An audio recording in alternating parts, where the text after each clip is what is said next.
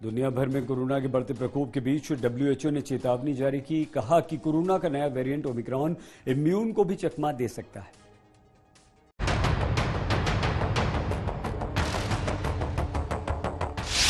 Delta से भी तेज फैल रहा ओमिक्रॉन।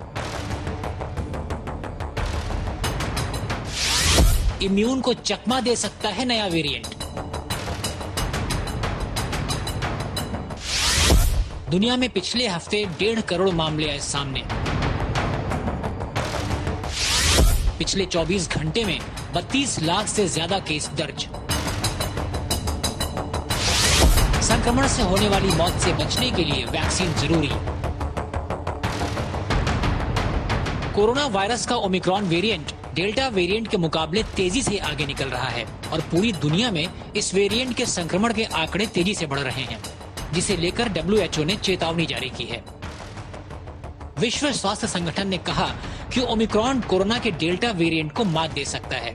कुछ देशों में ओमिक्रॉन को डेल्टा पर हावी होने में समय लग सकता है। हालांकि एक राहत की बात यह भी है कि अन्य वेरिएंट की तुलना में ओमिक्रॉन से बीमारी की गंभीरता कम पाई जा रही है। डेल्टा वेरिएंट की तुलना में भले ही ओमिक्रॉन से बीमारी के कम गंभीर होने को लेकर कुछ आंकड़े हैं, लेकिन ये हल्की बीमारी नहीं है, क्योंकि ओमिक्रॉन के चलते भी दुनिया के कई देशों में लोगों को अस्पताल में भर्ती कराने की नौबत आ ही रही है। वहीं यूरोपियन मेडिसिन एजेंसी यानी EMA की माने तो ओमिक्रॉन वेरिएंट कोरोना महामारी के खतरे का अंत भी कर सकता है। फिर ये ऐसी हल्की बीमारी बनकर रह जाएगा जिसके साथ इंसान अपना जीवन आराम से जी सकता है।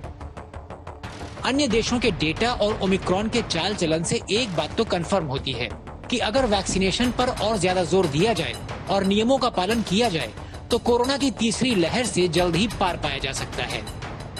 आज तक ब्यूरो। हिंसाग्रस्त तजाकिस्तान में स्थिति सुधरने के बाद रूस की सेना ने वापसी का निर्णय लिया। अपने एक हफ्ते के मिशन में रूसी सेना ने हिंसक विरोध प्रदर्शनों पर काबू का दावा किया।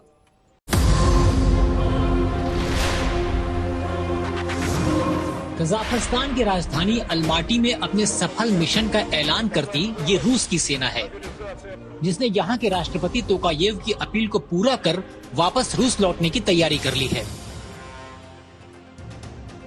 2 जनवरी को जब कजाकिस्तान में गैस के दाम के खिलाफ हो रही हिंसा बेकाबू हुई और कैबिनेट समेत PM को इस्तीफा दे देना पड़ा, तो मजबूरन राष्ट्रपति को राष्ट्रीय सुरक्षा बनाए रखने के लिए रूस से मदद की गुहार लगानी पड़ी।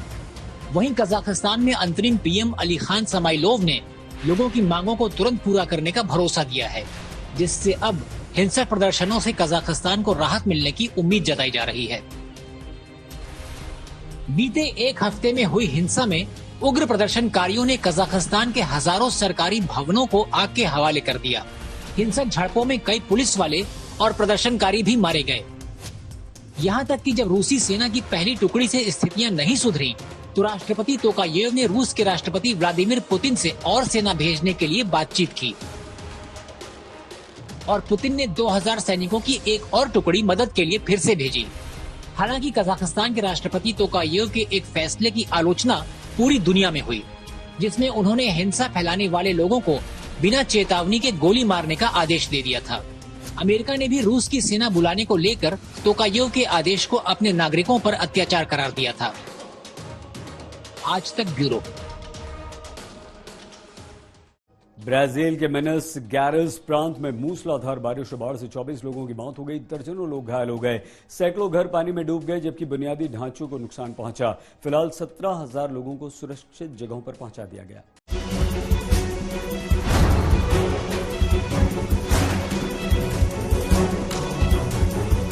कोरोना की मार झेल रहे ब्राजील में भारी बारिश और बाढ़ ने प्रलय ला दिया है। मिनस गैरेस प्रांत में हुई मूसलाधार बारिश की वजह से सैकड़ों घर जहां पानी में डूब गए हैं, वहीं दर्जनों गांव और शहरों में पानी भर गया। साथ ही बुनियादी ढांचों को भी बड़ा नुकसान हुआ है। स्थानीय प्रशासन के मुताबिक कई सड़कें और पुल भी पानी में बह गए हैं। हेलीकॉप्टर से ली गई तस्वीरों में देख सकते हैं कि भयंकर बारिश और बाढ़ ने यहाँ कितने बड़े पैमाने पर तबाही मचाई है। हर जगह बस पानी ही पानी दिख रहा है। गाड़ियों की जगह नावें चल रही हैं और लोगों ने अपने घरों के ऊपरी हिस्से या छत पर शरण ले रखी है। प्रशासन का कहना है कि अभी तक 17,000 लोगों को सुरक्षित जगहों पर पहुंचाया गया है। जबकि मिनस गैरिस प्रांत के 145 नगर पालिका में इमरजेंसी का ऐलान किया गया है। समाचार एजेंसी रॉयटर्स के मुताबिक बारिश और बाढ़ में अब तक 24 लोगों की मौत हुई है, जबकि दर्जनों लोग घायल हुए हैं। ब्राजील के मौसम विज्ञान संस्थान के मुताबिक मिनस गैरिस राज्य के कुछ हिस्सों में पिछले 10 दिनों में 400 मिलीमीटर से ज्यादा बारिश हुई है, जो कि एक रिकॉर्ड है। वहीं राष्ट्रीय खनन एजेंसी का कहना है कि नदी में बाढ़ का पानी भरने से कई बांध टूट सकते हैं। ऐसे में और ज्यादा तबाही हो सकती है। फिलहाल 42 बांधों की निगरानी की जा रही है, जिनमें से 3 को उच्च जोखिम की कैटेगरी में रखा गया है, जो कभी भी टूट सकते हैं। आज तक ब्यूरो। दुनिया आज तक में आज के लिए बस इतना ही। आप प्लीज अपना बहुत ख्याल रखिएगा। देखते रहिए आज तक।